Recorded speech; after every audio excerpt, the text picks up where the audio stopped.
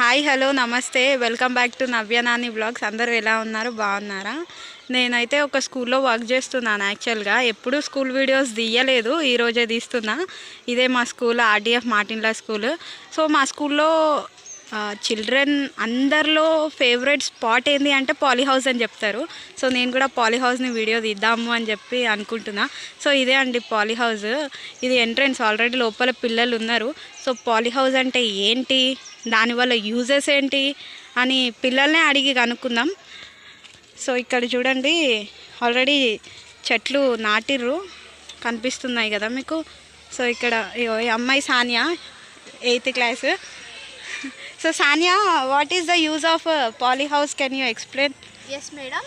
In our polyhouse, we naturally plant some plants for us because here we are providing lunch. For that, they use these plants to prepare curry. In this, we follow 3 types of irrigations. They are drip irrigation, basin irrigation, and furrow irrigation. This is drip irrigation.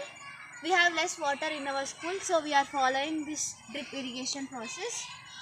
Same, that is tomato plants also for drip irrigation. So what is the cover? What is this cover? To protect from sun, they have covered with a cover. Okay.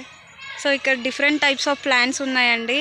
So ఇవి న్యాచురల్గా పండిస్తాయి. Artificial అంటే ఎలాంటి chemicals అట్లాంటివి ఏం వాడము. న్యాచురల్గా through water, through సన్లైటే న్యాచురల్గా వచ్చే వెజిటబుల్స్. ఇక్కడ వంకాయ చెట్లు ఉన్నాయి, బ్రింజాల్ ట్రీస్. చూడండి, ఇప్పుడే పువ్వు వస్తుంది, రెడీ ఉన్నాయి కాయడానికి. సో ఇక్కడ కొత్తిమీర ఇప్పుడే పెట్టినట్టున్నారు కదా. Next Sania, can you explain what are the uses and advantages of this poly house? Yes, madam. By this, plants can take just what is the use.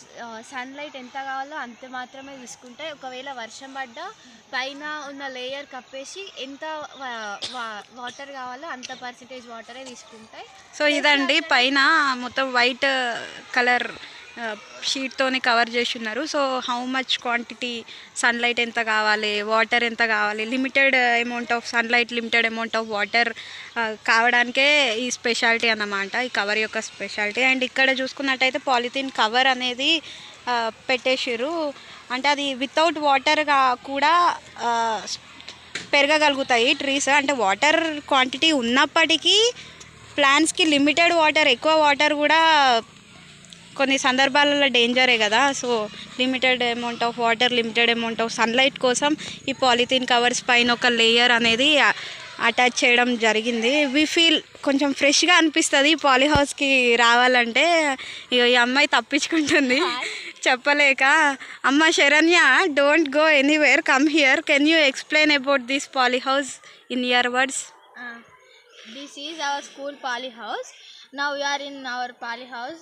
I visited many times the poly house, but with my teacher now is the first time. I planted brinjal plants and I sow seeds coriander, and I feel I am so excited to see poly house in our school. Thank you Saranya, good explanation. So ఇదండి poly house యొక్క ప్రత్యేకత మా స్కూల్లో.